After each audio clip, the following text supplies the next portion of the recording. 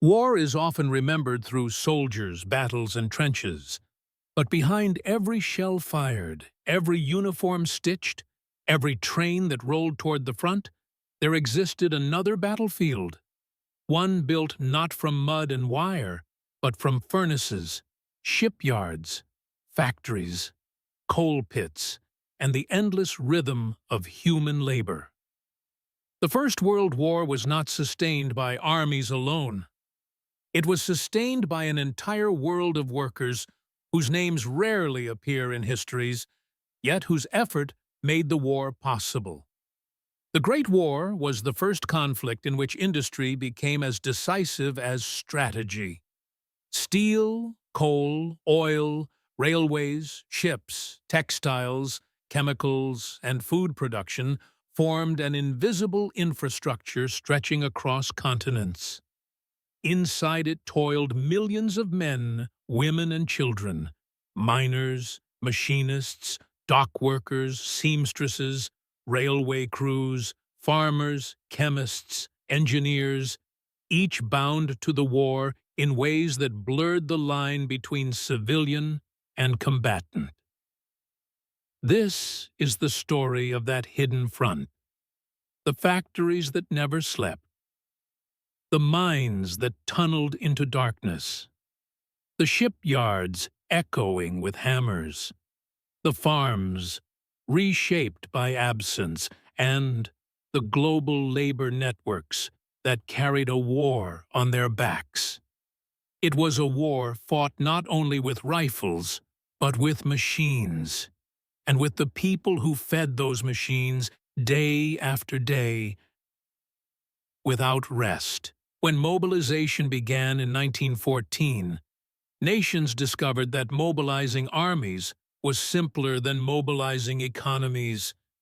Armies existed as institutions. Industrial war did not.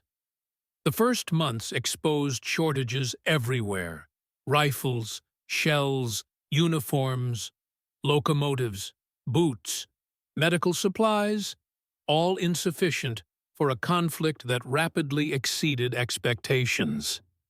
Very quickly, governments realized that victory would depend on something deeper than courage.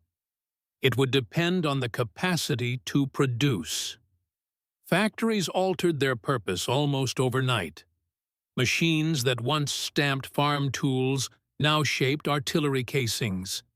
Textile mills that once spun dresses now wove uniforms and bandages. Chemical plants shifted from dyes and fertilizers to explosives. Shipyards expanded, their cranes stretching higher as steel plates were lifted into the frames of warships and transports. The transformation was vast and relentless. The world itself seemed to tilt toward the work of war. Deep underground, far from the headlines, miners became the unseen lungs of the war. Coal powered everything: locomotives, factories, steel furnaces, electric plants, naval fleets. Without coal, guns would fall silent, transport would stall, and industry would collapse. Miners worked in darkness broken only by lamps, breathing dust, chipping through rock and shale, pushing carts along low tunnels where the air thickened and the earth groaned under pressure. They labored in heat, mud, and danger, conscious that explosions, collapses, or poisonous gases could end their lives without warning. Their world was invisible, yet every mile of trench, every shell forged, every hospital lit by power depended on their endurance beneath the earth. If soldiers marched on roads, industry marched on coal. And coal came from men who rarely saw daylight during the long days of production. Above ground, steelworks burned through day and night. Furnaces glowed like artificial suns. Sparks showered across workshop floors as molten metal poured into molds. The noise was constant. Hammers striking iron, gears grinding, cranes lifting heavy plates. From these forges emerged the skeleton of modern warfare: artillery barrels, tank parts, rails for transport lines, engine casings, bolts, rivets, and endless tons of shell casings stacked in geometric rows like ominous harvests. Workers stood close to furnaces hot enough to scorch skin, surrounded by smoke that coated lungs and clothing. Fatigue spread through muscles and bones, yet production never stopped. Shifts extended deeper into the night. Meals were taken on the factory floor. Rest became an interruption rather than a right. Steel did not simply build machines, it converted bodies into extensions of industry. As men left for the trenches, their absence opened enormous gaps in the workforce. Into those gaps stepped women, in numbers unseen before. They entered munitions factories, shell polishing rooms, railway offices, telegraph stations, uniform workshops, tram depots, and agricultural fields. They learned to operate lathes, weld metal, calibrate ammunition, inspect machinery, and manage production lines. Some drove ambulances and trams. Others worked as postal clerks, inspectors, or laboratory technicians. Their labor was essential, yet often undervalued. Wages lagged behind men's salaries, and working conditions could be hazardous, especially in munitions plants where chemicals stained skin and hair yellow, and explosions were an ever-present threat. Still, their presence reshaped society. The war revealed what had been invisible, that women could sustain not only homes, but entire economies. When the guns stopped, the memory of this capability would not disappear. War industry developed its own kind of time. Factories ran without pause. Whistles marked shifts like military bugles. Workers entered before dawn and emerged after nightfall. Their days measured by machinery rather than sunlight. Fatigue became a national condition. Hands swelled, backs stiffened, eyes blurred. But quotas grew rather than shrank. Newspapers praised production as patriotism. Posters transformed labor into heroism. For many workers, the factory floor felt as consequential as the battlefield, a place where success or failure might shape entire campaigns. In truth, it did. An offensive was not only planned in headquarters, it was built months earlier in machine shops and dockyards, in drafting rooms and warehouses, in the steady accumulation of materials that enabled armies to move at all.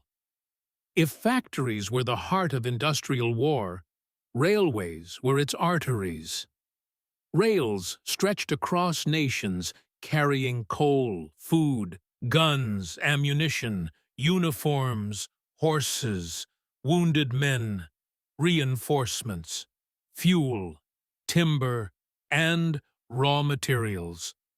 Railway workers, conductors, engineers, brakemen, switch operators, coordinated complex networks so vast that a single delay could cripple entire supply lines. They repaired tracks under strain, replaced sleepers warped by weight, and maintained locomotives pushed far beyond their intended limits. Station platforms became movement hubs, soldiers leaving, migrants evacuating, refugees passing through, crates stacked like walls, trains arriving at intervals so tight that schedules resembled battle formations. Trains became the rhythm of war, and those who ran them became its navigators. Beyond railways lay shipping, the great maritime lifeline. Shipyards swelled with laborers riveting hulls, fitting engines, sealing decks, and loading cargo. Cranes swung like metal giants over harbors crowded with freight. Rope and steam mingled with salt air. Dockworkers stacked crates of food, ammunition, machinery, livestock, coal, and medical supplies into cargo holds that vanished into the shadows beneath decks. Longshore crews worked through storms and darkness, their backs bent beneath the weight of a war that depended on constant transport. At sea, merchant sailors faced submarines, mines, storms, and hunger. They crossed oceans not as soldiers, yet no less at risk. Many ships vanished without ceremony, swallowed by waves or explosions, their crews memorialized only in maritime records. Their courage was quiet, but the war rode on their vessels. The Great War drew labor far beyond Europe. Workers from colonies and distant territories were recruited or compelled to serve in ports, plantations, construction camps, and supply corps. They built roads, carried loads, cut timber, harvested crops, and loaded trains. Chinese laborers cleared battlefields, dug trenches, repaired railways, and handled dangerous cargo near the front. Indian, African, Caribbean, Middle Eastern, and Southeast Asian workers sustained logistical chains stretching across continents. They did not appear in victory parades. Their names were rarely recorded. Yet, without them, armies would have stalled, supplies failed, and fronts collapsed. War was global not only in its battles, but in its labor. Away from factories, farms fought their own war. Fields had to produce grain, meat, milk, and vegetables for both civilians and soldiers. But farmhands and sons were gone, taken by conscription. Into their place came women, elderly relatives, and in some regions, school children. Plows pulled by tired horses cut furrows across soil that demanded constant effort. Harvests were gathered into carts and trains, destined for storage depots and military kitchens far from the fields that produced them. Rationing reshaped meals at home, while soldiers ate from tin containers on distant fronts. Hunger shadowed every household, reminding civilians that war consumed from both ends of society, the front and the home. Feeding millions became as strategic as any operation.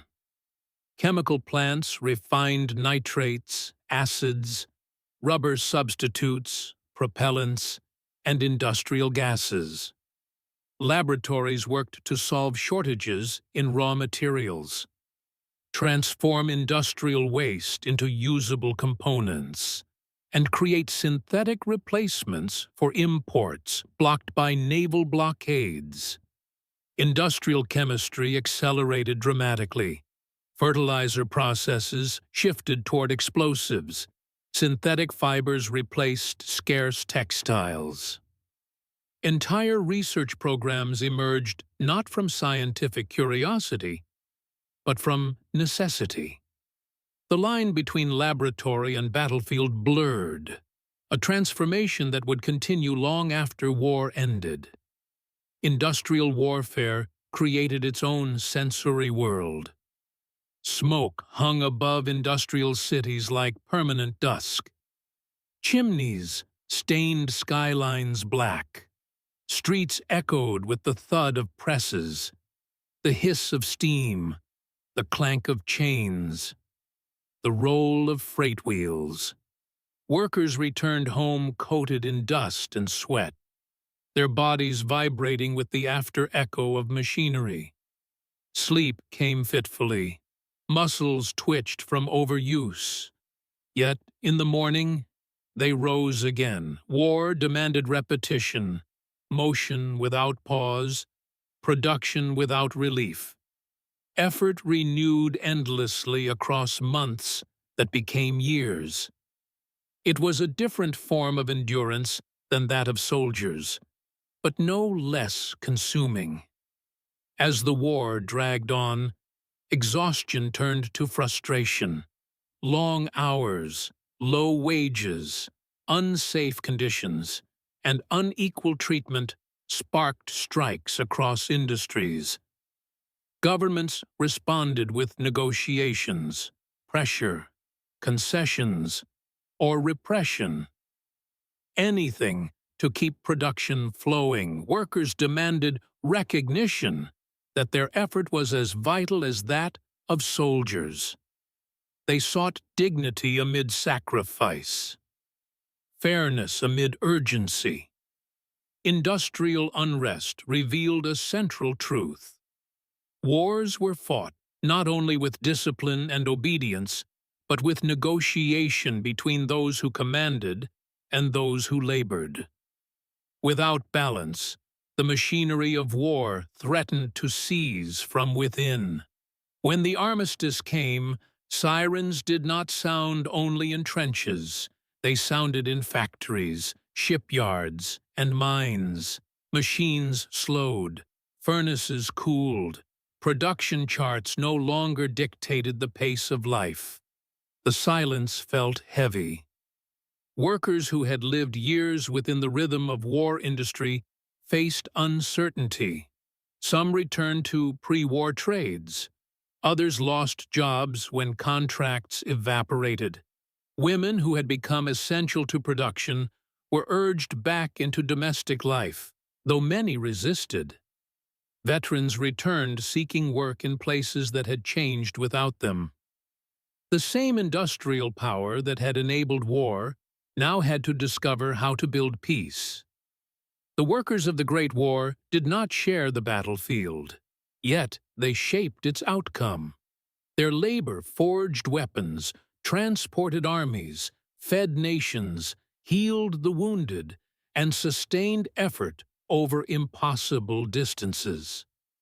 They transformed economies, accelerated technology, expanded roles for women, strengthened labor movements, and forced governments to recognize that warfare was no longer only a military act. It was an industrial one. The Great War rewrote the relationship between civilians and conflict. It made factory floors, rail depots, laboratories, mines, and shipyards part of the battlefield, and the people who labored in them part of the story of war. Their contribution is measured not in medals, but in endurance. And though history rarely speaks their names, the war could not have existed without them, nor could the world that emerged afterward. They were the hands beneath the iron horizon, the quiet engines of a war fought far beyond the trenches.